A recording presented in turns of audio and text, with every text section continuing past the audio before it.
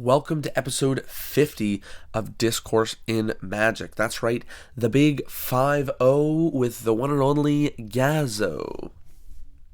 Okay, not a great rhyme, but it is a great episode. In this episode, we talk about being an entertainer and, of course, what it takes to be entertaining. Gazzo shares his views on why being an entertainer is wildly different than learning magic tricks, why being an entertainer takes all of the things. It's a full package deal. You need to be able to do everything. That's talk, engage with your audience, perform, speak, stand up straight, dress well. Every last thing. It's a package deal. So if you are interested in being an entertainer, or at least learning from Gazzo and his years of busking and success, this episode is for you. Cue the music.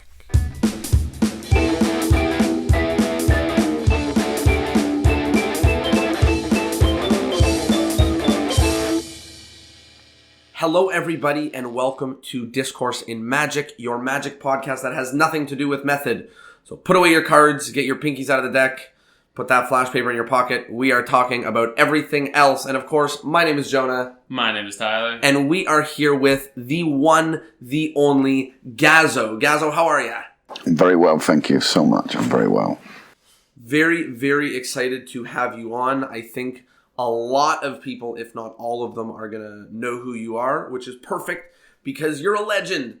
And I think we're really pumped to hear a little bit about what you do and specifically the sort of busking angle to it all. So as usual, how we start is, how did you get into magic?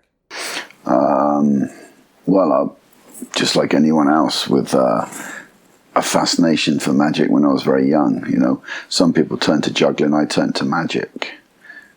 My sisters would be out back juggling tennis balls up against the wall. I tried it and I had no interest in whatsoever. No interest. I don't know how people have a fascination for juggling, keeping objects up in the air. I said the same. Everyone used to say, "Oh, you do magic, you must juggle." And I said, "No, that's way too close to a sport. I don't like throwing things. That's not for me." Yeah, so I just pushed aside the juggling and then had a fascination for magic and watching magicians on TV, Slidini, Vernon, Fred Capps, and it just initiated that bug in me, It just started it, yeah. And the thing is with magic, you can make make something disappear, and you could be, people are clapping cheer. But with juggling, you have to put your time in, you have to practice. You don't have to practice at magic. Well, do you feel that way? Yeah, there's a lot of bad magicians out there. But with juggling, you drop the balls, you just don't get to another audition, or you don't get to do your stuff on stage. You don't get a booking. So you have to put your time in, you have to study the art of juggling, practice. And just basically practice all the time. And the thing is, nobody knows if you're a good or bad magician until you're already at the gig. But a juggler, you have to not drop the balls. Exactly what you're saying. So that's actually, it's really interesting because what you're saying is that basically, like, for juggling, you have to put the work in up front. There's no cheating that. Whereas magic, you could go to the shop, you could buy a handful of tricks, and you could start performing tomorrow, basically. And that's what most magicians today are doing. Right. Or worse, I think, which is they spend a couple years learning the finger flicking stuff, and then they realize that they have to perform other stuff, and then they go buy an invisible deck, So they're putting in hours, but into stuff that is the opposite of what they're going to be actually performing. Yeah, well, when they're learning stuff off the internet, there's a lot of exposure across magic on the internet, which is good or bad, I don't know. I'm going to sit on the fence with that one. But the thing is with what they're learning is they're learning stuff from the internet to perform a trick on somebody that's directly in front of them. But when they end up going on stage and they have to talk and then present, and they fall to pieces. So what would be your approach? Let's say there's a young person, 16 or 17, they've just they caught the magic bug, they discovered magic on the internet. What would be your approach to get them into it the right way, prepared and ready for the real world? Well, first thing is to listen to people like me. Okay. But they don't listen, so that's their first downfall, is they're not listening. They're not listening to very good advice. And the advice I would give them is to study the classics of magic. Okay. And where would you suggest they start? What classics are there? Because that's a huge, body of work. So. No, not really. There's not a lot of body of work of classics. There is like Miser's Dream. There's 6-card repeat. There's the egg bag. There's the cups and balls. There's cut and restored rope. Card manipulation is a different style of classic of magic, but there's not a lot of classics of magic out there. Linking rings. Why start with the classics? Well, because why are they classics? I guess, but I'm wondering, which is true, but I'm wondering, like, what directly about it being a classic is the reason why it should be, what they found their knowledge on. And I'm not challenging it. I've obviously it's pretty conventional to say, like, start at the beginning, but I'm just wondering why start with the classics and not with whatever sort of interests each magician. Well, if you take a classic like the Miser's Dream, which is a wonderful trick, you have to go on stage in front of 200-300 people and perform it. You have to have a certain style of dress, so you have to know how to stand. You have to know how to work a microphone. You have to know where to stand on the stage, how to approach, when to step forward, when to step back. You learn to bow. You learn to present. If you're doing it to music, you have to get the right music to suit the trick you're performing with, whether it's linking rings or, so it teaches you. Magic to me is a package deal. Everything about it is a package, but with the internet, they're not teaching you stuff about, how to dress, how to stand, how to talk, how to look at people, when to make the move, They're not teaching you stuff like that, Yeah, it's just the bare bones secret. Which helps classical performers like myself, because the less competition I have out there, the better, So let these internet magicians keep going the way they're going. Is that why you're on the fence? Or do you think that there is some merit to it?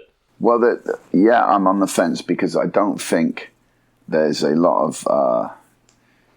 there's a new generation of magicians coming up. I'm talking old school. I am an old school performer. I'm not talking from the side of I'm being bitter. But no one's impressed me in the last decade, as far as magic. It's just, they're not coming up.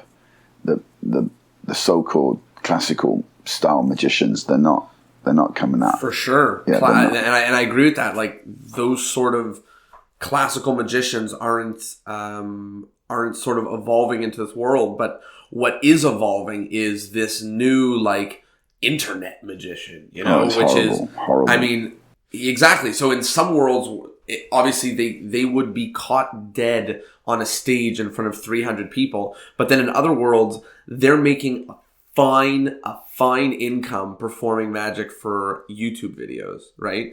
So it's interesting because, like, you're right, they would never be able to whip up a room, but on the other hand, they're whipping up like 100,000 people every time they press publish on a video. So it's an interesting change, like, it's a change of where magic is being shown as well as how people are able to perform it. Yeah, for sure. So let's talk a little bit about busking. It seems like for everything, but let alone magic, the answer to how to get good at something is to do a ridiculous amount of it. And I think busking is probably the perfect way to do a ridiculous amount of, like, many hours of performing, because not only do you perform, but sort of you get a clear understanding moments afterwards as to how successful you were at wowing and wooing an audience, right? So it's not just being hiring and being performed somewhere and then them never seeing you again. You're really trying to make a lasting impression. So can you talk a little bit about your experience busking and how it's helped? Well, the reason why I busk is because I chose 3 tricks, and I do those 3 tricks for 30 years instead of 30 tricks in 3 years. Mm-hmm. You know, that's what people are doing today. They're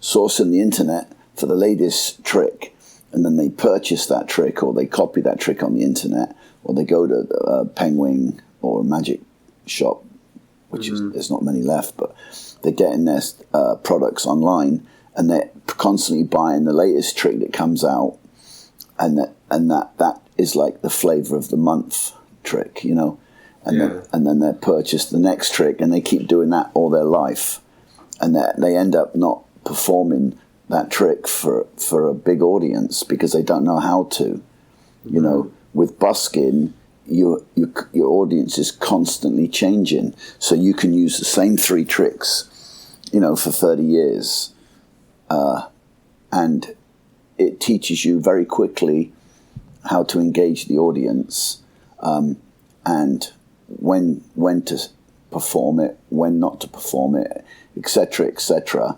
And so those 3 tricks, if you do those 3 tricks for 30 years, you become really, really tight and good at those 3 tricks.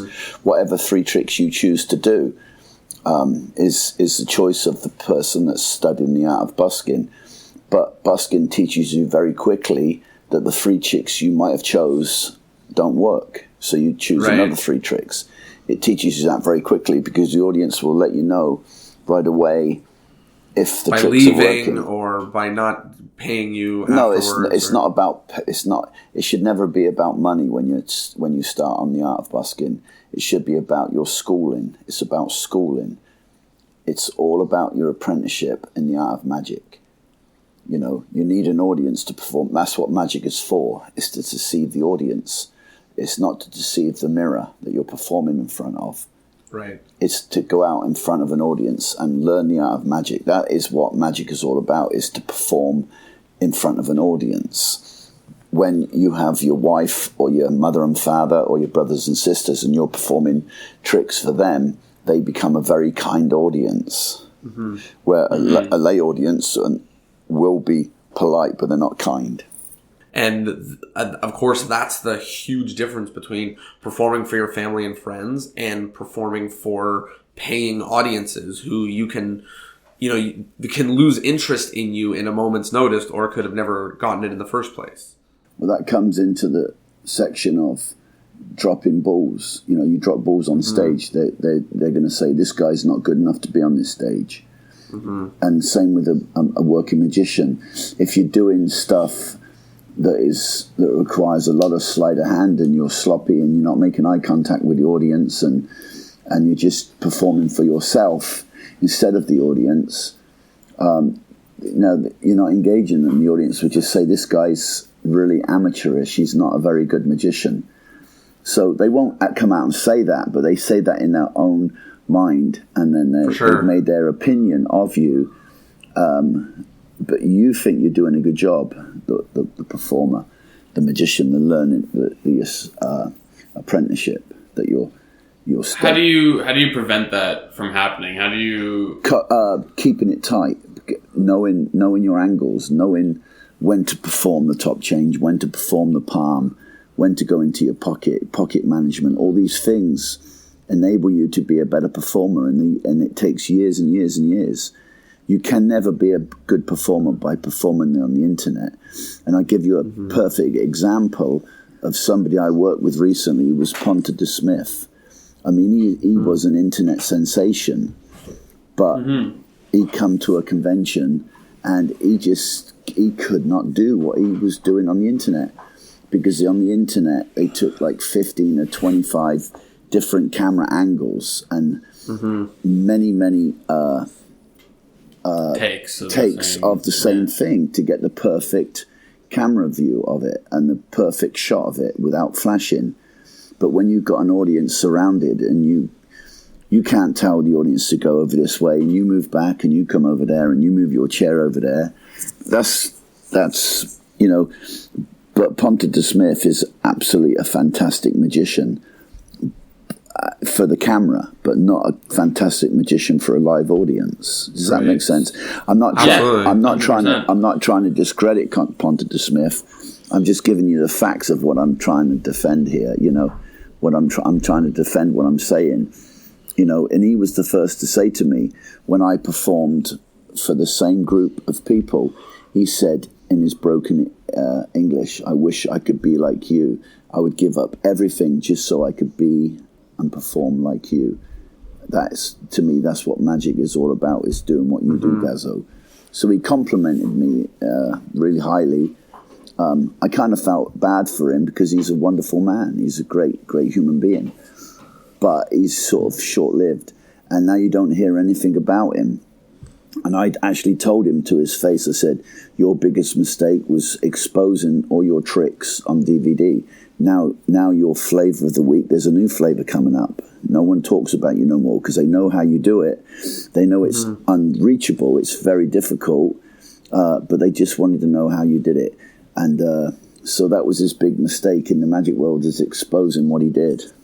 That's kind of interesting to me. It's like there's a lot of magicians who are constantly putting out new material, and a lot of it you watch and you're like, that seems pretty unpolished, or like that seems like maybe you came up with that like 3 months ago and now you're releasing it on a DVD. And I guess part of the reason for that is that they want to still have a name in the community, right? Like they need to be in the spotlight. They need to be the flavor of the week, every month. Well, what they're doing is, people today are trying constantly to make a name for themselves by coming up with certain tricks, devices, gimmicks. But what makes a name for yourself and what carries water and that your name will carry on for nearly forever is how you perform in front of an audience. And I'll give you an example, like Teller of Penn and Teller. Juan Tamariz, he's got some fantastic literature out, but he can perform like he's the best in the world at what he does. Of course, he's a performer first. The other side of him, the literature and the writing and the theory of magic, is a different branch of what he does. But he's first a performer. And he's become famous through performing. He's not putting out tricks every week. He's not putting out books every week. He doesn't need to do that. He's trying to be a fantastic professor in the art of magic by teaching people the theory and the art of magic. But he doesn't need to do that. He could still make a living performing. Right. Bill Malone is another one. A fantastic performer. But he also puts out tricks, DVDs. He doesn't need to because he makes his money and living out of performing the art of magic. Dave Williamson is another one. These are classic performers in no way. When you go to a convention, you want to see these performers, true. And you line up to see, the room fills up quickly. Now, I'll give you a story. When Vernon was making the rounds, back in the 40s and 50s, he did not like performing with Slidini. He did not like to be on the bill at a magic convention with Slidini, because Slidini's room would fill up with magicians and you couldn't get in that room when he was doing a close-up show or a parlor show. Right. Everybody wanted to see Slidini, but, the room filled up equally as well with Vernon, but there was just a static atmosphere with Vernon because he was not a performer, he was a technician. Right. Where Slidini was a performer and you would ooh and ah when you saw him work. So the atmosphere around the convention in the 40s and 50s and 60s was, you got to go see Slidini. So Slidini would take away the title from Vernon at conventions. So at conventions, so Vernon, but I'm talking about magic conventions, not in front of lay people.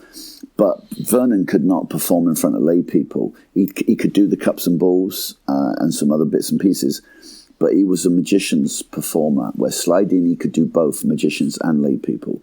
And you see Slydini in front of, on the talk shows in back in the 70s and 60s on TV. He was phenomenal. He was just unbelievable.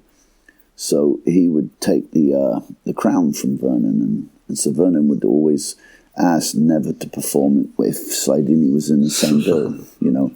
I mean, I get it, you know, not taking anything away from Vernon because, you know, of his stature is and his legacy in magic, but I can understand when there's a lot of jealousy or stuff like that going around because people did not like, you know, certain powerhouses on the bill.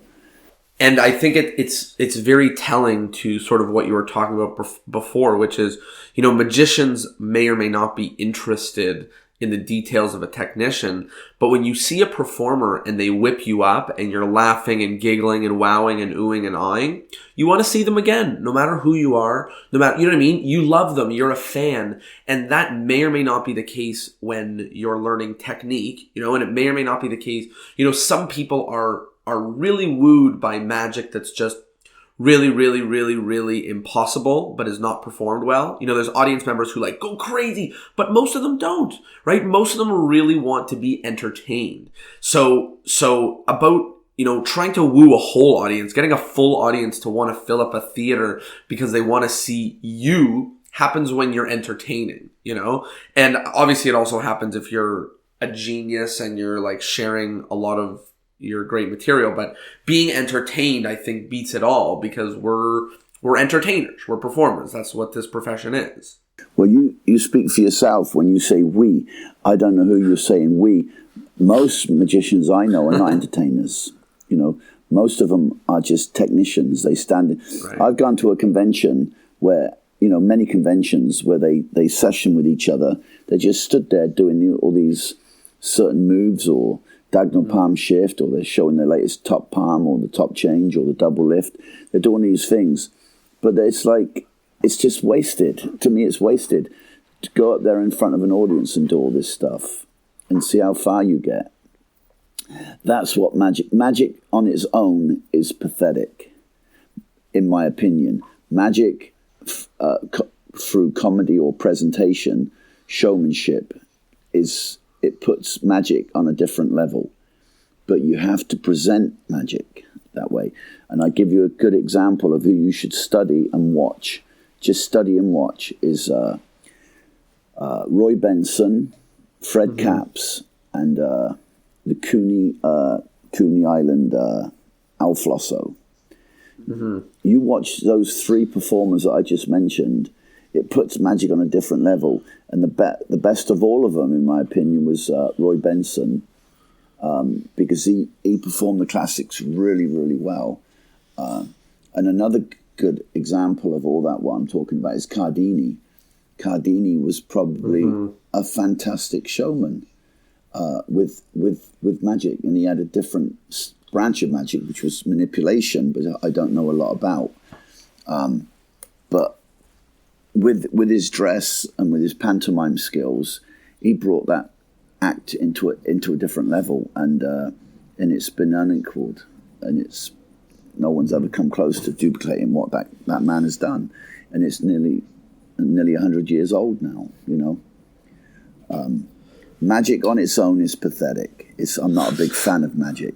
I think that's going to be the title of this episode. Yeah, for sure. What do you think the difference is with juggling then? Because, like you said, you have to put in the work up front with that, and that really just is, you know, a technical thing. I can comment on that. When you're a juggler and you can keep 7 clubs in the air, right, which is a very difficult thing, and then when you've got 7 clubs in the air, it becomes repetitious when you keep doing it. So you have to have some form of presentation. That means, you know, how you go about doing. See, to me, 3-ball juggling, big white 3 balls, is better for me to watch than 7 clubs being kept in the air. Anthony Gatto he's retired now, but one of the greatest jugglers in the world ever. He had flash. He had his attire was all like sequins and like Liberace style, dress. But he was a dramatic juggler. He would keep 7 balls in the air and do patterns with them, and the audience would be just amazed. And he wouldn't talk. He would just go out there and juggle. That thing didn't interest me because I'm not a big fan of juggling. But if you're a fan of juggling, you watch Anthony Gatto do that. It's great. But I would rather watch a friend of mine like Bertie McLean, do 3 balls, and in the pattern of the 3 balls, he would introduce his shoe, and he would kick up his shoe, and then he would juggle the 3 balls with the shoe, and you don't know how the shoe got there.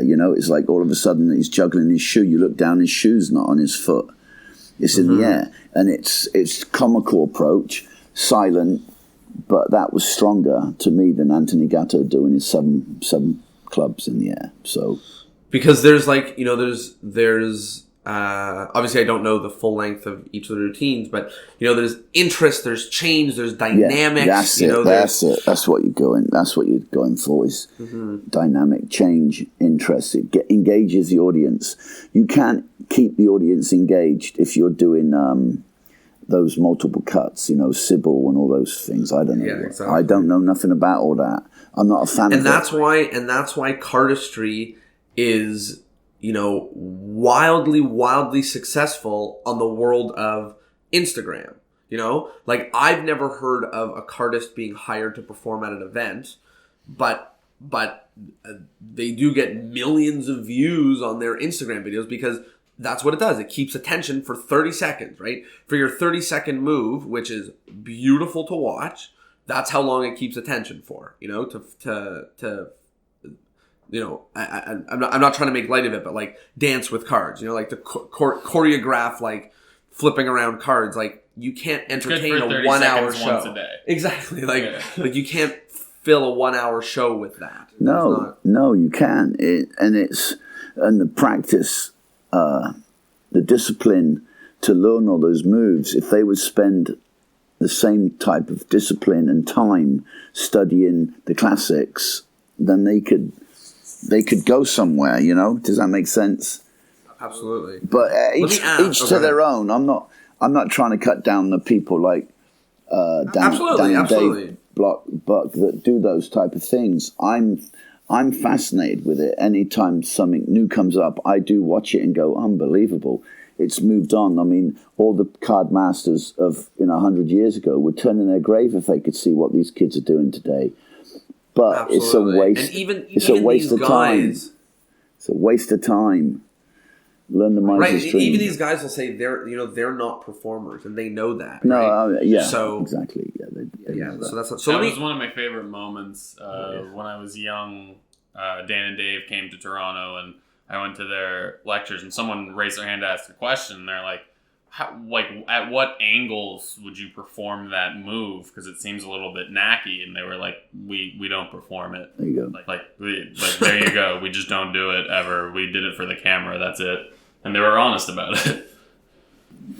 Yeah, I mean, again, I'm fascinated with all that stuff, but I just don't have the inclination or time to learn to do it. I just can't be bothered.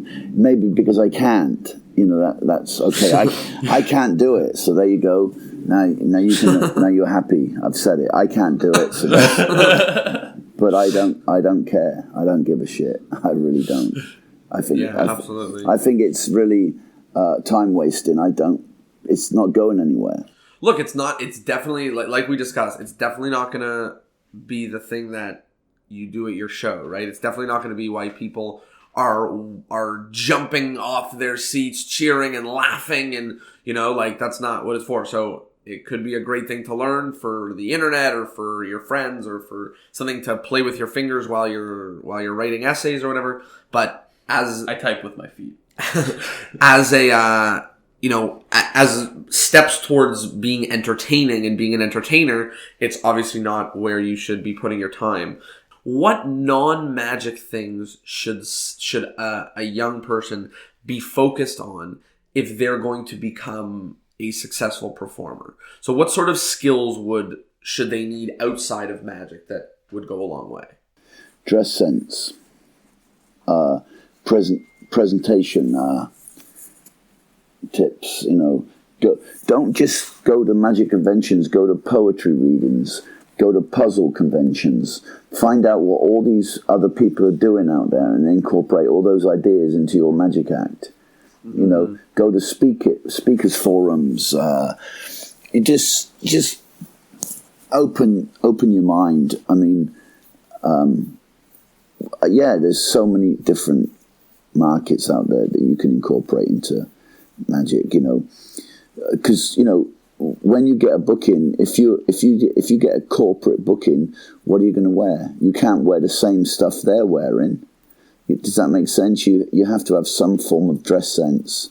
Yeah, you have to look better than they do. Or no, you need to stand out. Or dressed up more. Stand out. You need to have some form of outfit that speaks volumes, so they know that you're an entertainer. A good example of this would be Michael Finney. Yeah, exactly. He wears these what we call loud jackets, but he's a performer. He got the artistic right to do that. But when he comes up to Amazing Jonathan does the same thing. He wears these outlandish costumes or jackets, but that's what it is. He's not trying to outdress anybody. He's just trying to stand out. But you learn this as you go. If you can't be wearing these type of clothing on everyday affairs, like you go to a club and you wear that, you're just going to get laughed at. Mm-hmm. You see, but if you're an entertainer and you come to a convention and you wear those type of clothing, it fits. It fits in. So with when you're an entertainer, wearing the stuff, but do you have the chops? Do you have the skills to carry it? And that's the other thing. Being an entertainer is a package thing. It's also all about a package deal. You don't wear Nike shoes when you're wearing a 3-piece suit. Mm-hmm. You know what I'm saying? It just absolutely. I've seen guys go on cruise ships with top hat and tails, and they got white shoes. Not spats. They don't wear spats. They got white, like you call sneakers or trainers. Yeah, trainers. Yeah. Trainers. They wearing white trainers with a 3-piece suit, top hat and tail. It's just unbelievable. It boggles my mind. I don't get it. I don't get it. But you learn all these things by performing all the time. Where to stand, how to stand, when to make eye contact, how to raise your voice, lower your voice. You don't want to scream your lines out. These type of things. Mm-hmm. You learn these things. Do you talk to a person that stood in front of you, or do you project your voice to the audience that are behind that person? Yeah. These things are important as a performer, but you don't learn these things when you're watching somebody on the internet. They don't teach you this.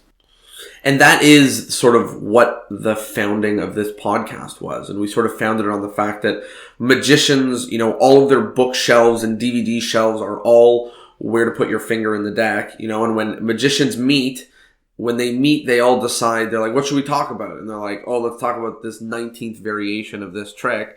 And then everyone bails when it comes to performing for real audiences. And that's because they're not jamming on what I think the more important subjects, right? So I absolutely agree with everything that you've been saying, because that's sort of what this podcast was founded on. It's about stop talking about method. It doesn't matter anymore. There's plenty, there's enough tricks. Enough tricks to have a career. Yeah. If you're listening to this podcast, you already have enough tricks in your repertoire. You just have to start performing them and getting good at them. And on the note of getting good, I want to touch back a little bit on busking, because I think that's one of the things that you're mentioning is how you just have to have the chops. And to get the chops to perform for real people, you have to just put in an outlandish amount of hours performing for real people. So I was just wondering if you could touch on a little bit about your history with busking and sort of where it's led you, how it's led you. Are you still doing it, or was it been like a stepping stone sort of thing? Yeah, I still perform. I still perform on the street because I have a passion for it, and I love performing on the street. So I constantly perform on the street. I would encourage people to go out there and give it a go. You know, unfortunately in Canada there may not be some locations at this time of year where you can do it because it's freezing. It's a little chilly. Yeah, but in the summer, I know in Toronto there are places where you can perform. You know, and I would encourage people to go out there with the group. Instead of meeting every Tuesday at your mate's house, 5 or 6 guys, go out on the street and do the meeting and perform for people that are walking past you, and then you'll figure it out real quick what I'm talking about. You know? Yeah, instead of talking theory in the basements about what could happen, why don't you talk about what did happen and how you might respond next time? Yeah, you're all bedroom magicians until you go out into the real world, you know? So, yeah, busking is the art of performing on the street. I'm not talking street magic. I'm talking busking, when you actually perform and you put a hat out and you collect tips at the end of it. Street magic is when, you know, you got all these guys doing street magic. To me, it's the same. Street magic, busking, it's all the same. It's just defining the difference between the two. Street magic is where David Blaine popularized the term street magic, but he would go out there in front of a camera crew, and if there's a camera crew with you and you're filming a promo for your latest everything's trick, different. Everything's different. Put the camera on a roof and then see how that performer can stop a crowd. He won't stop anybody. Well, the thing is I feel, I mean, I've been thinking about it for a while, the difference between street magic and busking. So the first is obviously that with busking, with street magic, you don't ask for money afterwards. So it's just basically like, for lack of a better word, bothering people with your magic. You know, like it. Hopefully, you entertain them a little bit, but I mean, you're not putting on a show. You're just saying like it's like someone stopping you to. Do you want a flyer? Like, do you want to join the church of whatever? But instead, they're saying like, hey, like, can I show you a trick? And if the person isn't in that much of a hurry, then they're going to watch the trick. Busking is you're performing, and then I mean, one of the things that I really do love about it is, I think the asking for money aspect of busking is one of the ones that I really would love to touch on, because it's so different than, you know, in the corporate world or when you're performing for a show for like a big group, the guy who hires you to do the show is not the same as the audience that you're performing for, right? So the guy that pays you has agreed to pay you before, and he's betting on you making other people laugh. For busking, or for any sort of thing where you have to like fill a theater, but even busking more specifically, they're paying afterwards based on how they enjoy the performance, right? So it is in your not only best interest, but like requirement to connect with each and every person. You know, in corporate, like people would give you the advice, they're like, bring up the guy on stage that hired you, you know, so that he feels really good. In busking, everyone hired you. Yeah, well, with a captive audience, what you're talking about, if you get a gig, you know, in a theatre or a kids show or a college show or a cruise ship, you have a captive audience. They are designed to sit down and watch a performance. Now, they assume the person that's coming on stage has to be good because he's going to be on stage. They assume that. So they're geared up to watch a good show. So that's the difference between a captive audience and a street audience when they're not expecting to see anything. So when a performer comes on stage, you have to deliver. You have to be good because the audience have already made their mind up. This is going to be a good show. We bought a ticket and we dressed up and we come to the show and we're assuming this guy's going to be good. Why would they put him on stage if he was no good?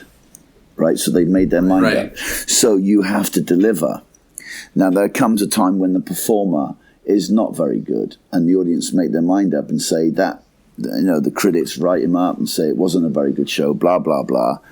But with a street audience, nobody assumes anything. They just walking down the street, they see a crowd and they start coming over. Like, what's going on? What's going on? So you don't have to be good on the street, but you become good the more you do it. Right. You don't have to be good when you're starting out, but you become good. Because it doesn't matter, they're going to pay you afterwards, and if they don't pay you, it's because they made their mind up that it wasn't a good show, right, or whatever. However, but you do get pity money. People do give you money because they feel sorry for you. Oh, he chose to do this for a career, and he's that bad. Let's give him a little bit of money. Yeah, that happens a lot. So you still make money. Either way, you're going to make money. You still do good, and you still get accolades. You still get like tapped on the back, and you still get phone numbers if you're good looking, and if you're a guy trying to meet women, you do get those things. Mm-hmm. So streets is a pedestal. It's a stepping stone, you know. So there's sort of this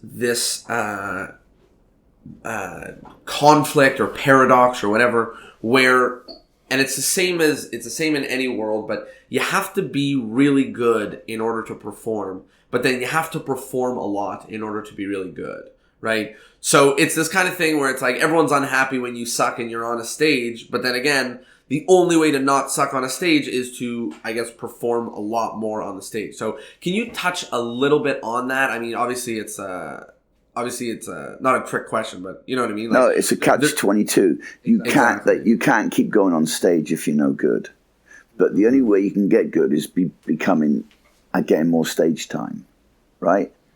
So where does somebody today get stage time? It doesn't exist. There is no stage time. You can't get a college booking. You can't go on a college tour until the bookers know that you're good. Exactly. They will book you knowing that you do a good job, and then you get stage time. And then when you're on stage time, you develop new stuff, and you get a tighter act, and you become good in the long run that way. But with the streets, there's no one booking you. There's no one criticizing you. You just go out and you do your show. And you, at the end of the day, if nothing else, you don't become a bad street performer. There is occasions when I've encountered people that have become bad. They get worse instead of better. But I'm not going to mention any names. But there are people that the more they do it, the better they become. So if anything else, you become good at street performing because you have to. You have to become good. You become good by doing the same tricks over and over again. You don't become good by doing 30 tricks for 3 years. You become good at doing 3 tricks for 30 years. Mm-hmm. It's been said before, but the pros are the guys who do the same tricks for different audiences. The amateurs are the guys who do the different tricks for the same audiences. That's it. That's the difference. That's in a nutshell. That's it. Mm-hmm. I don't envy.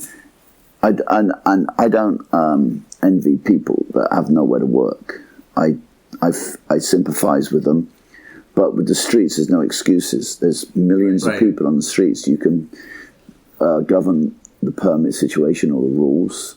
I don't get into political aspects of that. Find out yourself. No good asking me questions because I don't know the jurisdictions and the rules of your town. You find out yourself. You don't ask permission, just go out and do it. Yeah, for sure. So I wanted to touch on a little bit your Fool Us performance. So that was one of the many times that sort of a big, huge chunk of the world got to see your, I don't want to say your famous act, but sort of exactly what you're saying, right? Like, you know, you got 3 tricks you do amazingly well, and I obviously know the cups and balls routine is one of them that you're super well known for. So can you talk a little bit about that experience? Anything that happened maybe off camera or anything else to help us get a feel for what the whole experience was like? Well, that was an enlightening experience for me because what I actually did a 40-minute show for Penn and Teller and their studio audience, which there was 600 people in the studio audience, and a certain amount of those people would be selected to walk on stage if the performer asked you to come on stage. The English version, we weren't allowed to pick out Penn and Teller or Jonathan Ross. We couldn't use him for our tricks. We were told we can't use them. But the American version, you can use Penn and Teller now. Yeah. You can bring them on stage. that would have suited me better because I would have brought them up. So what you saw was a 2-minute edited version of the 40-minute show I did. Oh, wow. Wow, I didn't know that. And how did that have a big impact on sort of the world knowing a little bit more about your act? No, not at all. Because I've done more shows in the 35 years of performing on the streets than I did on the Penn and Television audience, TV audience, because I've been at this business for 35 years. You know, I'm kind of a veteran, a seasoned veteran, as you like to say. So if I'm performing 5 shows a day and I get 100 people each show, sometimes there's 200 people each show. Mm-hmm. And at Canadian festivals, there's 1,000 people. Yeah. You know, so if you break it down, if I'm doing 1,000 people a day, every day for 35 years, that's a lot of people. Yeah, for sure. So then the sort of virality of that video doesn't really, you know, compared to 1 year's worth of work, you basically see the same amount of people, you know, 300,000, I guess.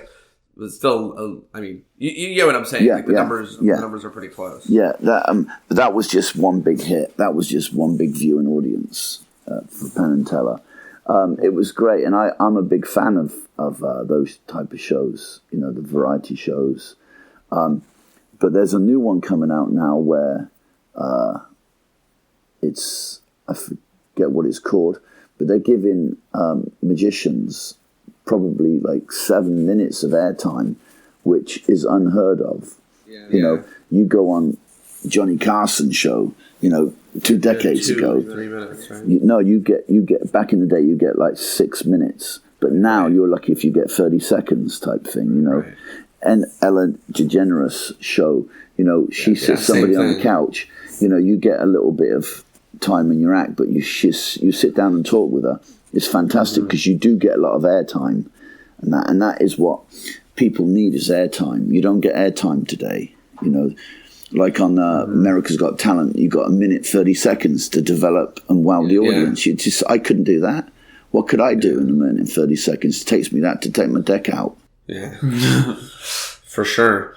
I'm ecstatic about there being a ton more, you know, shows and programs on TV that are allowing the world and even other magicians to watch a good 10-minute or 5-minute magic act. You know, it's just, I think it's super exciting. And whether they're trying to fool someone or they're just getting awesome airtime on whatever reality-esque show or whatever, I just think it's really exciting because it allows sort of stage magic to get back in, you know, like, because it gets on these big huge viewership. People get to see, you know, how many times recently have magicians taken home the crown or come very close on America's Got Talent, right?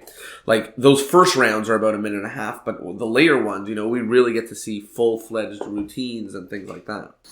Yeah, I say again, I'm a big fan of these shows. I really am. America's Got Talent, Britain's Got Talent, The Voice.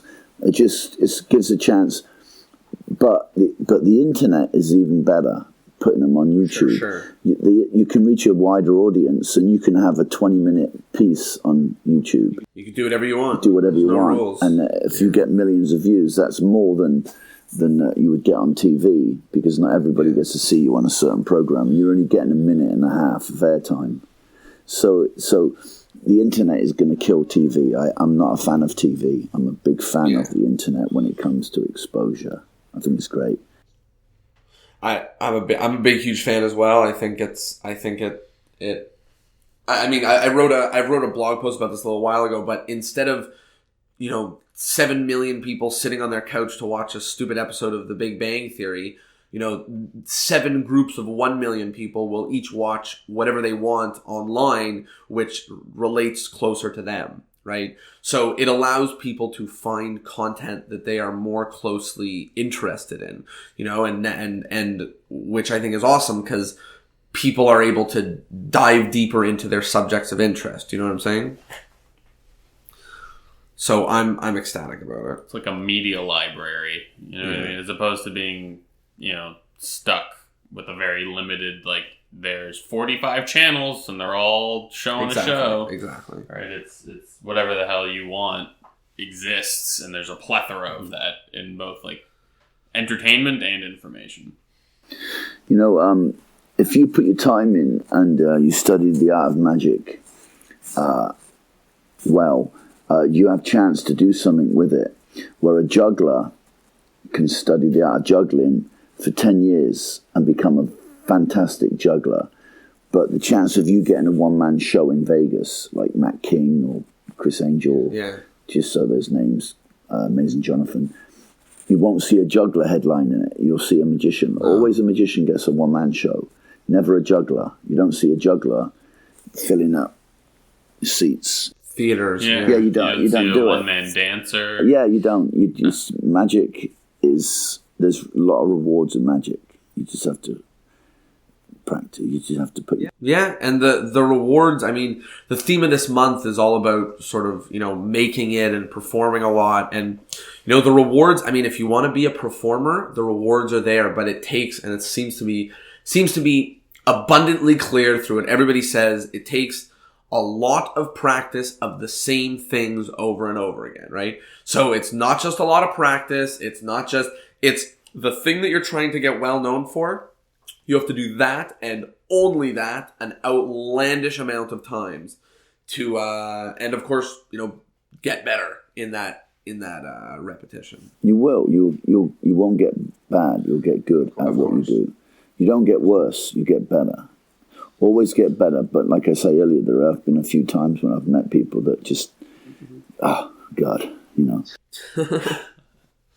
And sometimes it is, like two steps forward, one step back, right? Not always, sometimes it feels like you're really in the grind and things aren't getting better. And then other times it feels like everything is on the up and up.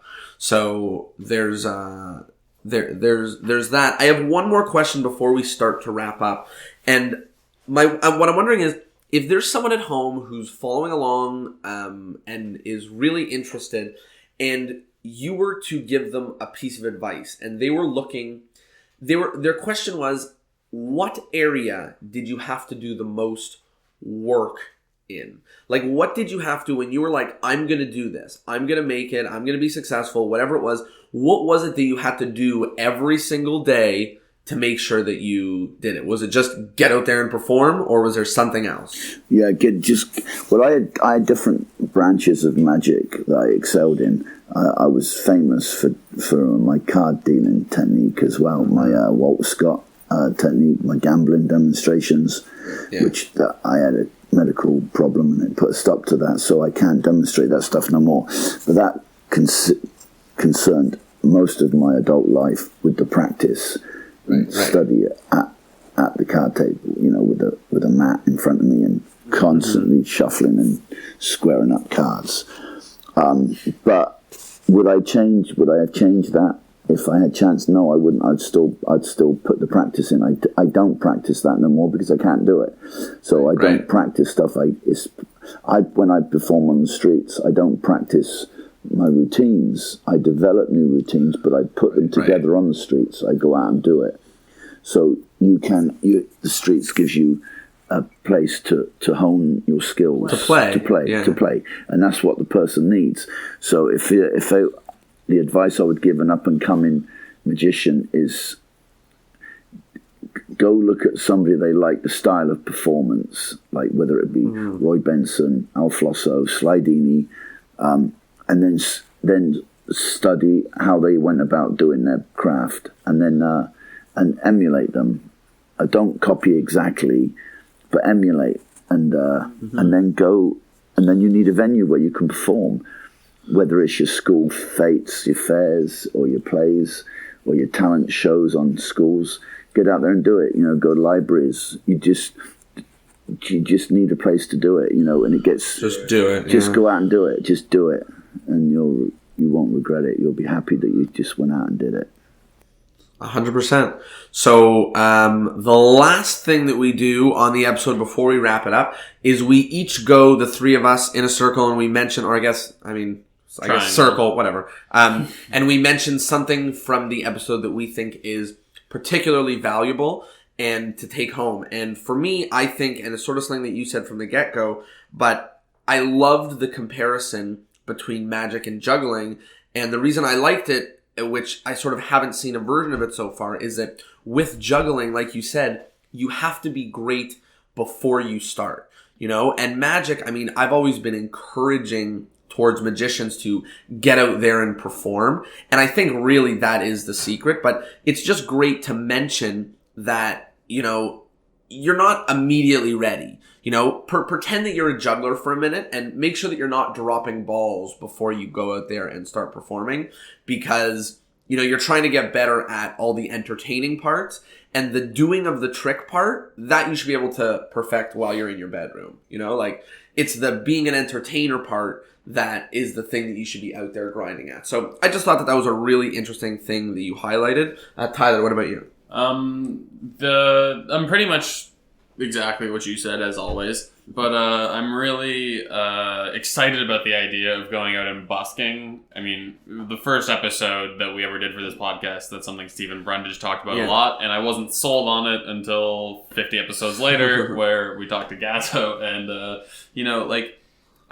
I'm really excited by the idea of how it's got to be inexpensive to get a busking license, and then you can just go out and yell at people in a park and hopefully draw a crowd, and you'll figure out how to do it. When you're not going to have a show set up and then go and fail. Well, no, yeah, but you know what I mean. Mm-hmm. Yeah, I know what you mean, but you could steer the listeners wrong.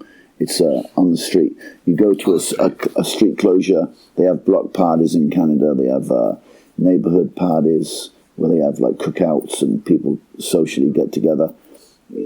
Put up a sign saying magic show at 8 o'clock, right here, 8 o'clock. And you'll be surprised how many people come over. And then you perform for them. You don't have to be good. You just need to know what you're doing, Yeah, exactly. And what about you? Is there anything from the episode, either that you said or that came up in conversation, that you think is, a particularly important nugget to take home? Yeah, just move out of Canada and go somewhere warm. Because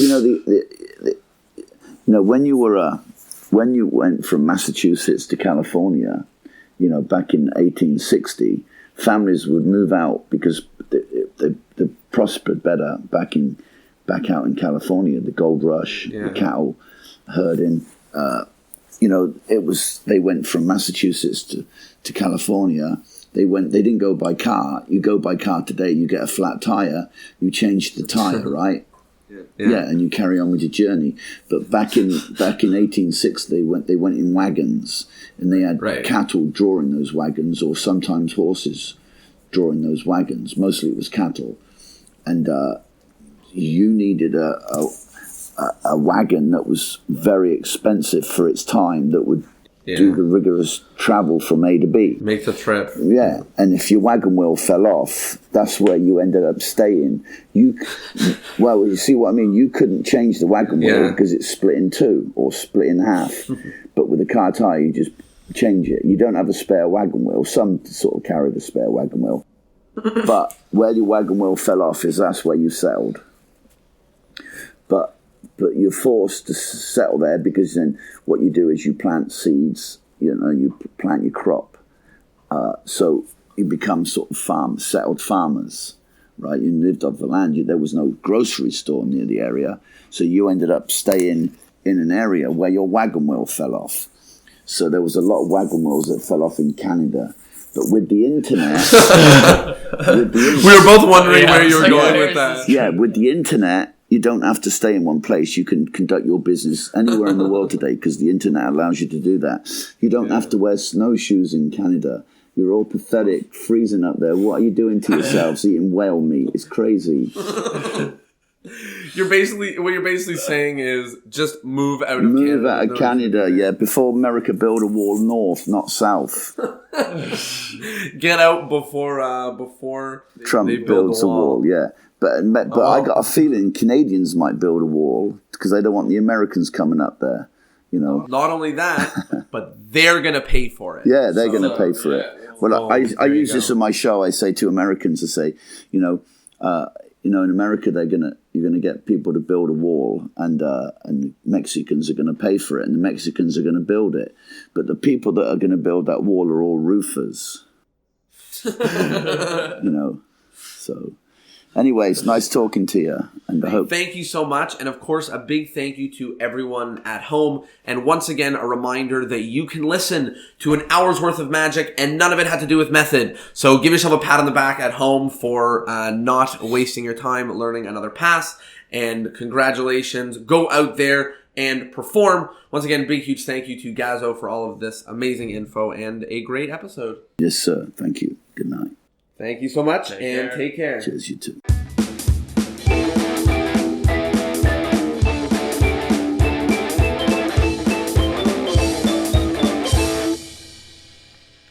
Well, booyah.